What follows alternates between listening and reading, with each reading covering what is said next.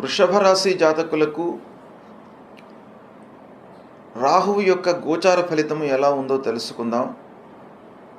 ఈ సంవత్సరము 18 మే 2025 రోజున రాహువు మీనరాశిలో నుండి కుంభరాశిలోకి ప్రవేశిస్తున్నాడు. కుంభరాశిలో దాదాపు 1.5 సంవత్సరాలు అంటే 18 మాసాలు ఉంటున్నాడు. కాబట్టి 1.5 సంవత్సరాలు అని అంటే చాలా పెద్ద సమయం గనుక ఈ 18 మాసాల కాల వ్యవధి వృషభ రాశి జాతకులకు ఎలా ఉంటుంది? వృషభ రాశిలో జన్మించినటువంటి వాళ్లకు రాహువు యొక్క ఫలితం ఎలా ఉంటుంది? ఏ ఏ కార్నర్స్లో మనకు రాహువు మంచి ఫలితాలను ఇవ్వబోతున్నాడు, అలాగే అశుభ ఫలితాలను ఏ కార్నర్స్లో ఇవ్వబోతున్నాడు అనేటువంటి విషయము. తర్వాత ఇదే సమయంలో కేతువు కూడాను సింహరాశిలోకి ప్రవేశిస్తున్నాడు.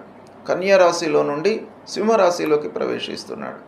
కాబట్టి ఈ సింహరాశి సంచారము వృషభ రాశి వారికి ఎలా ఉంటుంది అనే విషయాన్ని మనం చూసినట్టయితే, ఆల్రెడీ వృషభ రాశి వారికి శని భగవానుడు అనుకూలంగా ఉన్నాడు. గురువు కూడాను ధనస్థానంలోకి ప్రవేశించాడు. ఈ 2 గ్రహాలు అద్భుతమైనటువంటి ఫలితాలను ఇస్తున్నాయి ఈ సంవత్సరం వృషభ రాశి వారికి. అయితే ఈ సమయంలో రాహువు కేతువుల యొక్క సంచారం ఎలా ఉంది? రాహువు 18 మే 2025 నుండి 5 డిసెంబర్ 2026 వరకు దశమ స్థానంలో సంచరిస్తున్నాడు. దశమ స్థానము గోచార రీత్యా ప్రతికూలమే అయినప్పటికీ దశమ స్థానము కొన్ని మంచి ఫలితాలను ఈ రాహు మూలకంగా వృషభ రాశి వారికి కలిగేటువంటి అవకాశాలు బాగా ఉన్నాయి. వృత్తిపరంగా బాగా కలిసి వస్తుంది. కొత్త ఉద్యోగాలలో చేరేటువంటి అవకాశాలు ఉంటాయి. ఉద్యోగ ప్రయత్నంలో ఉన్నటువంటి వాళ్లకు కొత్త ఉద్యోగంలో చేరడం మూలకంగా ఆదాయం ప్రారంభమవుతుంది. ప్రలోభాలకు లోను కాకుండా మీరు స్వయంగా నిర్ణయాలు తీసుకునేటువంటి అవకాశాలు ఉంటాయి. వృత్తిలో మీకు ఔన్నత్యం లభిస్తుంది. ఇక ఈ రాహువు దశమ స్థానంలో సంచరిస్తున్నప్పుడు కర్మస్థానం అంటే మనం చేసేటువంటి పనులపైన చాలా ప్రభావాన్ని చూపిస్తాడు. కాబట్టి ఒక రకంగా మంచి ఫలితాన్ని ఇస్తూనే ఇంకొక రకంగా మిమ్మల్ని అలర్ట్ చేస్తూ ఉంటాడు రాహువు. మీరేం చేయాలి? ప్రతి పనిని కూడాను బ్లైండ్గా చేయకుండా మీరు శ్రద్ధాభక్తులను కనపరిచి అందులో ఉన్నటువంటి లోటుపాట్లను, టెక్నికల్ పాయింట్స్ను అన్నిటిని కూడాను మీరు అర్థం చేసుకొని ప్రారంభించాలి అనేటువంటిది కూడాను రాహు మూలకంగా మనకు ఈ సమయంలో తెలియజేస్తుంది. కాబట్టి రాహువు దశమ స్థానంలో మీకు మంచి ఫలితాలను ఇస్తూనే మీకు కొన్నిసార్లు ఇబ్బందులను కలిగించేటువంటి అవకాశాలు కూడాను ఉంటాయి. ముఖ్యంగా చేసేటువంటి వృత్తి ఆ విషయం పైన మీరు బాగా ఫోకస్ పెట్టాలి. ఆలోచించకుండా ఏ నిర్ణయాలు కూడాను తీసుకోకూడదు. రాహువు మెయిన్గా ఏంటంటే మిమ్మల్ని వృధా కాలయాపన చేయిస్తాడు, అంటే సమయాన్ని వృధా పరుస్తాడు. కాబట్టి దాన్ని దృష్టిలో పెట్టుకొని అనవసరమైనటువంటి విషయాల గురించి ఆలోచిస్తూ కాలయాపన చేయకుండా ఉన్నట్టయితే మీకు ఈ రాహు మూలకంగా ఈ దశమ స్థానంలో సంచరించడము చాలా కలిసి వస్తుంది. అయితే ప్రయాణాల మూలకంగా అలసటను కూడాను కలిగిస్తాడు. కాబట్టి ఫ్రీక్వెంట్గా మీరు ఏవైనా ప్రయాణాలు చేయవలసి వస్తే, అంటే మార్కెటింగ్ ఫీల్డ్లో ఉన్నటువంటి వాళ్లకు ముఖ్యంగా ప్రయాణాలు ఎక్కువగా చేయవలసి వస్తాయి. ఎక్కువ మందితోని మనం మాట్లాడవలసి వస్తుంది. అలాంటి ఫీల్డ్స్లో ఉన్నటువంటి వాళ్ళు కొంత జాగ్రత్తలు తీసుకోవాలి. ఇక ఫైనాన్స్ రంగంలో ఉన్నటువంటి వాళ్ళు బాగానే కలిసి వస్తుంది. ఆర్థిక లావాదేవీలు, వ్యాపారపరమైనటువంటి ఒప్పందాలు, వీటన్నిటికి కూడాను కొంత అనుకూలమైనటువంటి సమయమే.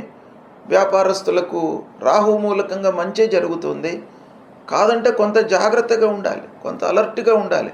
ప్రతి విషయాన్ని కూడాను మనం సునిశ్చితంగా ఆలోచిస్తూ ముందుకు వెళ్ళాలి. ఇక ఇదే సమయంలో ముఖ్యంగా కేతువు ప్రతికూలంగా ఉన్నాడు.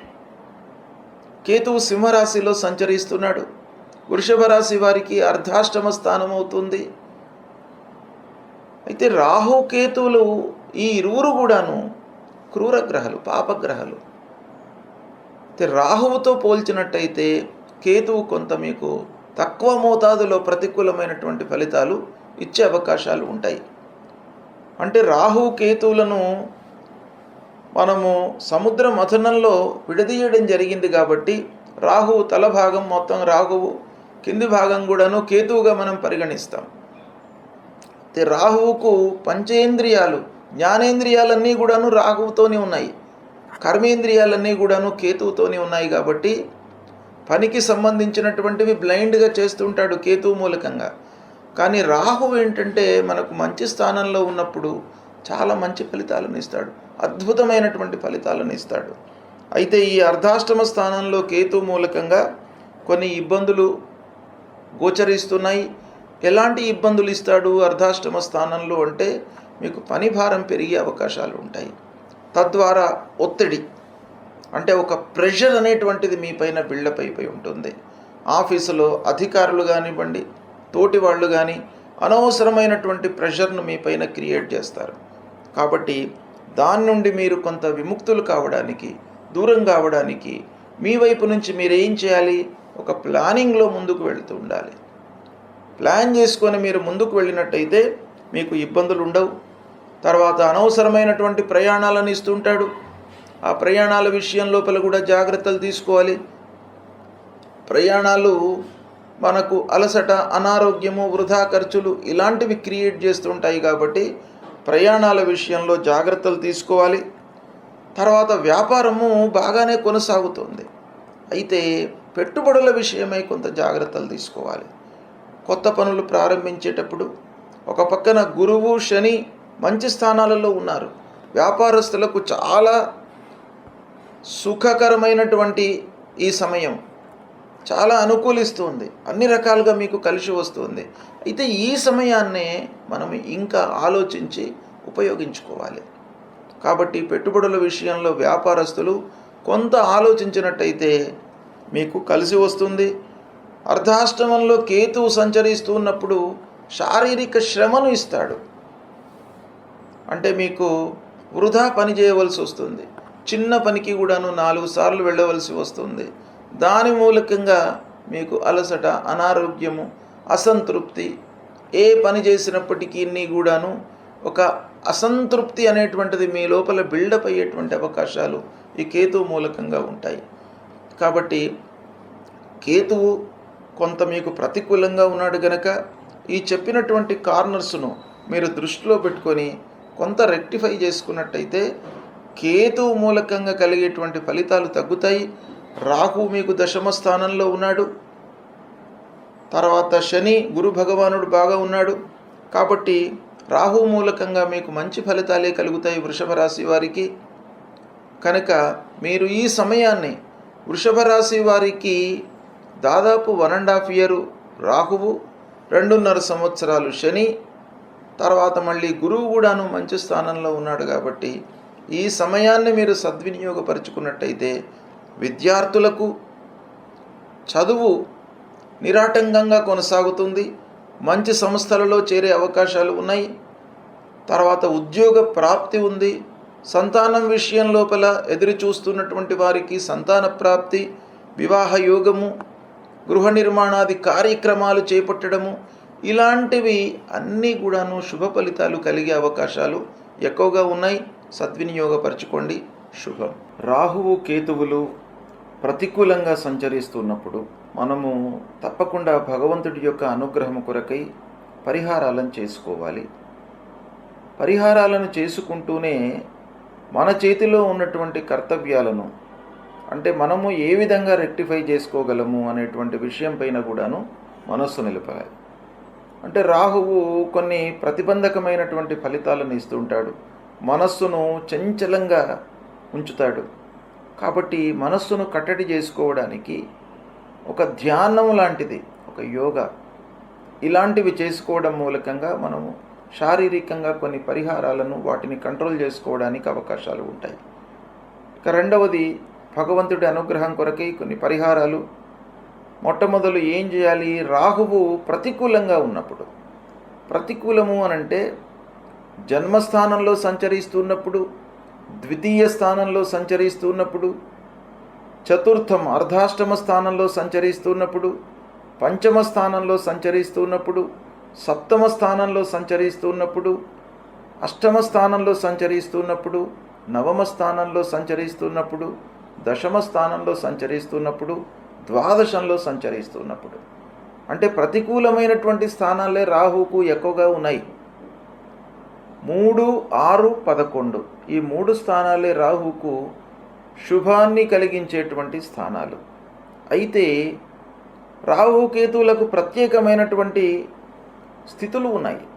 వాళ్ళు ఏ రాశిలో ఉన్నారో ఆ రాశ్యాధిపతి యొక్క అనుకూలత ఎలా ఉంది అనేటువంటిది కూడాను మనం లెక్కలోకి తీసుకుంటాం. కాబట్టి ఇన్ని స్థానాలు ప్రతికూలంగా ఉన్నాయి అనేటువంటి భయం మనకు లేకుండా మనము ఈ రాహు మూలకంగా ముఖ్యంగా జపం, రాహువుకు మనకు శాస్త్రంలో చెప్పబడినటువంటిది అర్ధకాయం మహావీర్యం చంద్రాదిత్య విమర్దనం సింహికా గర్భసంభూతం తం రాహుం ప్రణమామ్యహం అనేటువంటి మూలమంత్రాన్ని ప్రతినిత్యం కూడాను చదువుకోండి.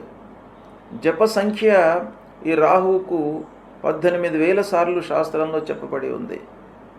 18,000 సార్లు మీరు జపించినట్టయితే రాహు అనుకూలించి రాహు మూలకంగా కలిగేటువంటి దుష్ప్రభావము దూరమవుతుంది. అయితే 18 సార్లు మీరు చేయడం అనేటువంటిది ఒక రోజులో అయ్యే వ్యవహారం కాదు. కనుక మీరు స్వయంగా చేసుకోవడం చాలా ఉత్తమము.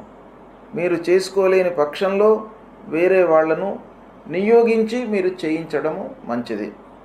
ప్రథమంగా మీరు చేసుకోవడమే మంచిది. కాబట్టి మీరు ప్రతినిత్యం కూడాను ఒక 18 సార్లు రాహు మూలమంత్రాన్ని జపించండి. తర్వాత మినుములు దానం ఇవ్వండి.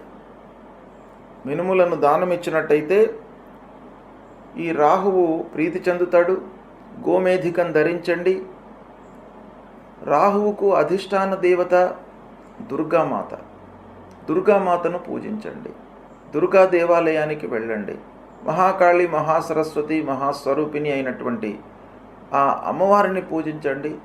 దుర్గామాతను పూజించడం మూలకంగా మీకు భయభ్రాంతులు లేకుండా అమ్మవారు మిమ్మల్ని కాపాడతారు. కాబట్టి రాహు ప్రీత్యర్థమై దుర్గాదేవిని తప్పకుండా పూజించండి. అమ్మవారి యొక్క అనుగ్రహాన్ని పొందండి. ఈ విధంగా మీరు రాహు కొరకై చేయండి. ఇక కేతువు విషయం ఆలోచించినట్టయితే కేతువుకు కూడాను ఇవే స్థానాలు ప్రతికూలమని శాస్త్రం చెప్పింది. 3, 6, 11 స్థానాలు అనుకూలం. అనుకూలంగా ఉన్నప్పుడు మీరు చేయవలసినటువంటి అవసరం లేదు. ప్రతికూల స్థానాలలో సంచరిస్తున్నప్పుడు మట్టుకు తప్పకుండా మీరు పరిహారాలు చేసుకోవడం మంచిది. కేతు ప్రీత్యర్థమై పలాశ పుష్ప సంకాశం తారకా గ్రహమస్తకం రౌద్రం రుద్రాత్మకం ఘోరం తం కేతుం ప్రణమామ్యహం అనేటువంటి మూలమంత్రాన్ని 7,000 సార్లు జపించాలి. 7,000 సార్లు అనంటే మీకు ఒకరోజు 2 రోజులలో అయ్యేది కాదు. మీకు దైనందిక కార్యక్రమాలు ఉంటాయి. ఉద్యోగరీత్యా మీరు పనులలో నిమగ్నమై ఉంటారు. వ్యాపారస్తులు వ్యాపారంలో నిమగ్నమై ఉంటారు. వివిధ పనులలో మనం నిమగ్నమై ఉంటాం. కాబట్టి ఈ 7,000 సార్లు ఒకసారి చేయడం మనకు సాధ్యం కాదు. కనుక ప్రతినిత్యం కూడాను మనం స్మరిస్తూ ఉండాలి, కీర్తిస్తూ ఉండాలి. కనీసం 7 సార్లు మీరు ప్రతినిత్యం కూడాను ఆ కేతు భగవానునికి ఈ శ్లోకాన్ని మీరు జపించండి. తర్వాత గణపతి కేతువుకు అధిష్టాన దేవత కాబట్టి గణపతిని పూజించండి. గణపతి దేవాలయానికి వెళ్ళండి. మీకు ఆటంకాలు రాకుండా గణపతి మిమ్మల్ని కాపాడుతాడు. ఉండ్రాళ్ళు నైవేద్యం పెట్టండి. ఉండ్రాళ్ళను మీరు ఆ నైవేద్యాన్ని మీరు ప్రసాదంగా తీసుకొని సేవించండి. అప్పుడు ఆ గణపతి యొక్క అనుగ్రహం లభిస్తుంది. తర్వాత కేతువుకు ఉలువలు దానం ఇవ్వండి. తర్వాత వైడూర్యం అనేటువంటిది ఉంటుంది. ఆ వైడూర్యాన్ని ధరించండి. ఇవి చేసినట్టయితే రాహు కేతువుల మూలకంగా మనకు ప్రతికూలమైనటువంటి స్థానాలలో సంచరిస్తున్నటువంటి దుష్ప్రభావము దూరం అవుతుంది. కనుక పరిహారాలు తప్పకుండా చేసుకోండి. దైవభక్తి పెంచుకోండి. ఆ దైవాన్ని, అమ్మవారిని, గణపతిని ప్రతినిత్యం కూడాను మీరు స్మరించండి, కీర్తించండి, స్తోత్ర పారాయణాలు చేయండి. తద్వారా రాహుకేతువులకు సంబంధించినటువంటి దుష్ప్రభావం దూరమవుతుంది.